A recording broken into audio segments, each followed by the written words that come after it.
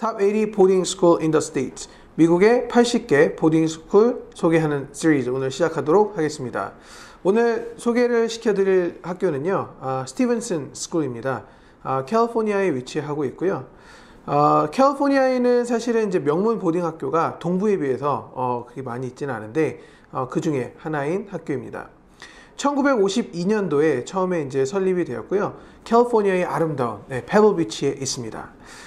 사실은 이제 이 학교가 저학년도 있고 또 이제 어퍼스쿨도 있는데 어퍼스쿨 캠퍼스가 이제 페블비치에 있고요. 우리 인터내셔널 학생들은 이제 보딩을 가야 되기 때문에 어퍼스쿨로 밖에 진학이 되지 않습니다. 처음에는 이제 18명의 이제 남자 학생들만 이제 데리고 이제 시작을 하였고요. 현재는 지금 대략 한 500명 정도, 어퍼스쿨에만 약 500명 정도 되는 규모의 큰 학교로 발전을 되었습니다. 세계 2차 대전 당시에 유명한 그 아젠하워 장군의 참모 중에 한 분이었던 로버트 클리프라는 로버트 리클리프입니다. 로버트 리클리프라는 이제 창시자가 처음에 이제 설립을 하였고요.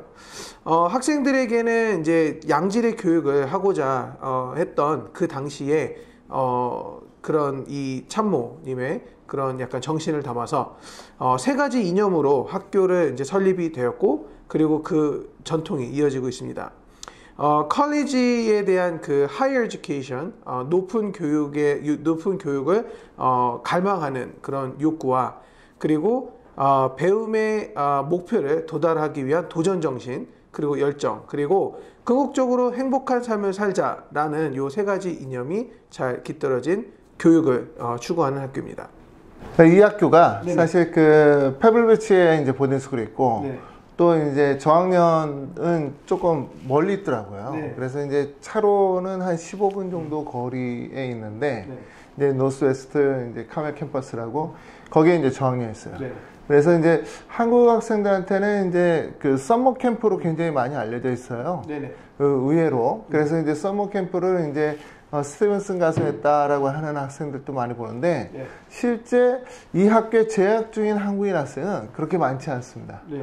저희 학생이 이제 2명이 있고요. 네. 그리고 이제 또 그 학생들한테 물어본 결과 이제 한국인이 총 한 서너 명밖에 안 보인다라는 말을 이제 들었어요. 네.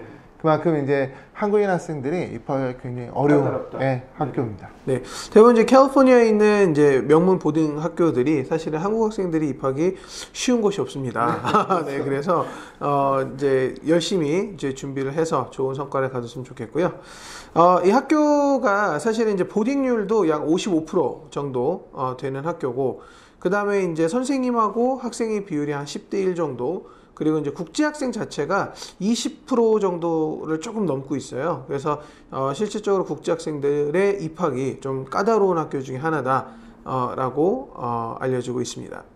아무래도 뭐 실리콘밸리에 이제 그 많은 그 주재원 자녀들이라던가, 네. 또는 이제 서부에 이제 말씀하셨지만은 이제 서부에 이제 명문 보딩 스쿨이 많이 없는 것뿐만 아니라, 네. 보딩 스쿨 자체가 많이 없어요.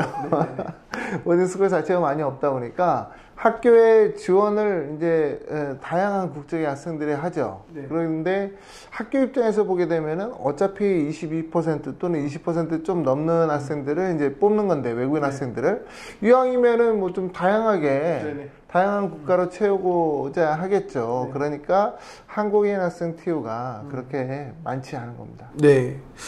학교가 또 이제 최근에 2019년부터 원래 이제 트라이미스터제라서 이제 한 1년에 3학기제였는데, 이게 이제 19년부터는 2학기제 이제 세미스터제로 이제 또 변경이 됐고요. 그리고 이제 그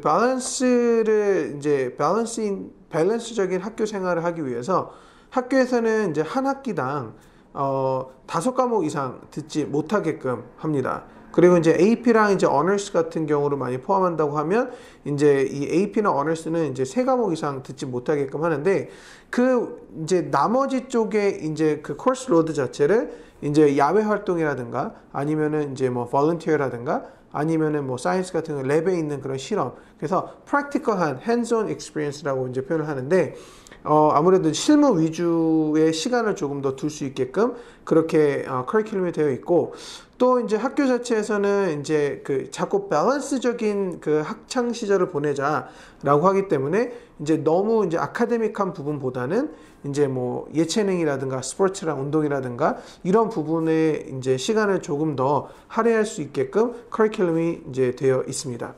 실제 이제 커리큘럼 면에서 이제 보게 되면은 이제 한국인 학생들이 특히 이제 강남권에서 이제 좀 공부 잘하는 학생들이 이 학교에 가서 최상의 레벨까지 할 수 있겠구나라는 생각을 들 수 있게끔 하는 커리큘럼이에요. 그래서 커리큘럼 굉장히 잘 구성되어 있다.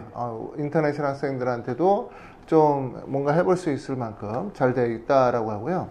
사실 그 서부에 있는 대부분의 보딩 스쿨들 또는 이제 서부에 있는 이제 뭐 데이스쿨 마찬가지인데요. 이 학교들이 커리큘럼 자체는 UC에 많이 포커싱 돼 있어요. 네네. 그래서 UC라고 하면 이제 캘리포니아. 네. 그래서 이제 뭐 버클리가 이제 제일 유명한 대학이고요.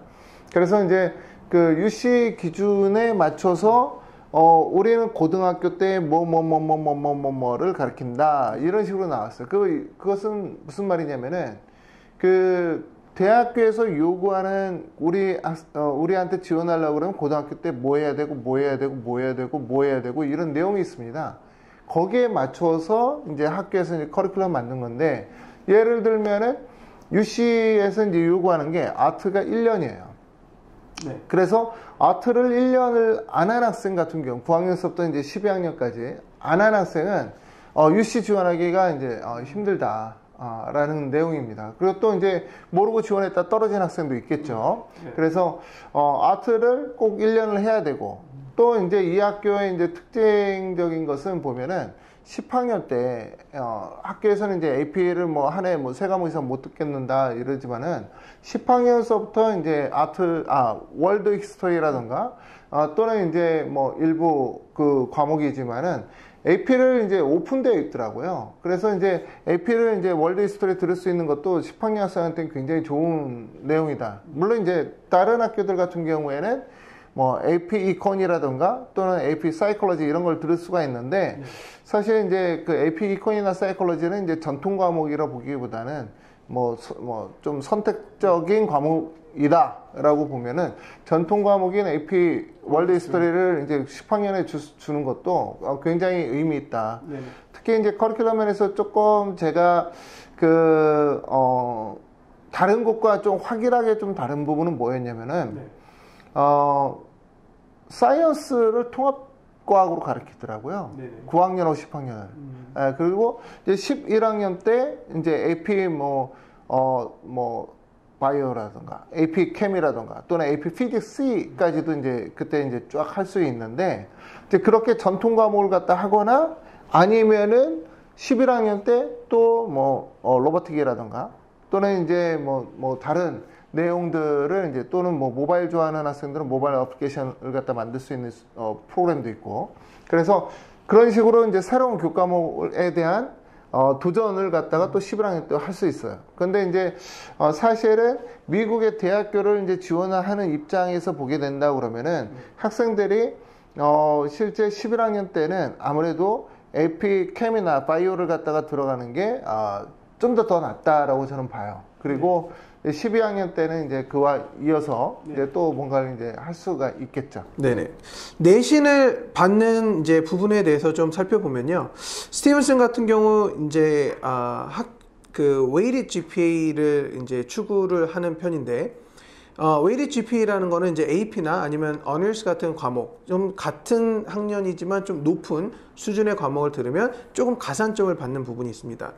AP나 이제 Honors 같은 경우는 이제 0.3점 정도를 이제 더 가산점을 주는 그런 평균적으로 통계가 나와 있는데, 이 부분을 보면은 내신을 따는 그 수치가 4.2 기준으로 봤을 때 약 한 40% 이상이 3.6에서 4점 정도를 받고, 그리고 약 한 26% 정도 되는 학생이 4.0에서 4.2 정도를 받는다고 통계가 되어 있습니다. 이 말은 뭐냐면 대략 총 한 66% 정도 되는 학생들이 B 플러스 이상을 받을 수 있고, 그리고 이제 그렇게 받고 있다. 내신을 따기가 그렇게 까다롭지 않은 학교인 것 같다는 통계가 있습니다. 그래서 이제 대학을 사실은 이 학교가 이제 잘 가는 편이에요. 굉장히 잘 가는 편이고, 사실 이제 작년까지만 하더라도 지금 올해 웹사이트를 갖다 바꿨어요. 그래서 작년까지만 하더라도 뭐 연도별로 이제 학생 이름 쫙 나오고, 그리고 이제 이 학생이 GPA가 몇 나오고, 그 다음에 이제 어느 대학교로 진학에 학교들 리스트가 다 나왔거든요. 진학한 대학이. 그런데 이제 올해는 학생 중에서 누군가 컴플레인을 했는지 왜 그랬는지는 몰라도 학생 이름은 좀 빠졌고, 그 다음에 이제 그냥 뭐 진학한 대학 리스트만 이렇게 뭐 밝혔더라고요. 그래서 좀 올해는 작년과 좀 다르네. 뭐 이렇게 얘기했는데, 아무튼 뭐 그 내신을 잘 주는 게 그 학교 입장에서도 사실 대학교 진학시키는 데 있어서는 굉장히 큰 몫한다라는 것을 이제 알아야 됩니다. 네. 대학 진학률을 이제 잠깐 보면요. ACT 이제 평균 점수가 28.5점, 그리고 이제 SAT 평균 점수가 1341점으로 이렇게 되어 있는데, 대학 진학이 이제 2019년도 기준으로 보면은 대략적으로 이제 아이비 진학률을 보면은 5명이 진학을 했습니다. 그런데 약 한 4.2% 정도 진학률을 이제 보이고 있어요. 근데 사실 아이비만 이렇게 간 거지, 뭐 존스 홉킨스라든가 뭐 캐니 멜론이라든가 뭐 에머리라든가 뭐 또는 이제 UC 계열 뭐 버클리 4명 포함해서 미국 전국적으로 지역에 있는 그 명문 학교들을 다 고루고루 진학을 하는 통계를 보여주고 있습니다. 그래서 말씀하셨듯이 대학 진학률은 좋다. 그래서 이제 작년 기준으로 해서 2019년도 이제 졸업한 학생들이 이제 총 116명 이렇게 이제 졸업을 했는데요. 이제 말씀하신 것처럼 이제 그 고르게 잘 갔어요. 이제 뭐 동부의 아이비 진학도 이제 괜찮았고, 또 이제 뭐 서부에 있는 명문 대학도 진학도 좋았는데, 약 한 40%의 학생들이 US 뉴스 랭킹 기준으로 해서 탑 40위 내로 다 진학했어요. 그러니까 굉장히 이거는 높은 수치다. 그러면 이제 이 학교에 대학교 진학한 것만 봤을 때는 루이스 채피보다 낫지 않을까. 동부에 있는 이제 보딩스쿨 중에 하나인 루이스 채피는 이제 탑 20위 내에 있는 학교라고 이제 많이 알려져 있고, 또 텐스쿨 협회에 이제 소속돼서 이제 뭐 어떤 부모님은 이제 탑 10 안에 드는 학교다라고 이제 생각하시는 분도 있는데, 그 정도 학교 수준이다. 진학하는 내용만 보면. 그래서 정말 학생들이 좀 많이 도전해 볼 학교다라고 저는 꼭 말씀드리고 싶습니다. 네. 그래서 이제 서울에서 또는 이제 미국 현지에서 뭐 트랜스퍼까지 생각하는 학생 중에 나는 좀 날씨 따뜻하고 아름다운 그런 미서부 쪽, 캘리포니아 쪽, 특히 이 페블비치 쪽이나 캘리포니아에서 이제 공부를 하고 싶은데 어느 정도 공부를 잘하는 똘망한 학생이다 라고 하면 분명히 생각해 볼 만한 학교 중에 하나입니다.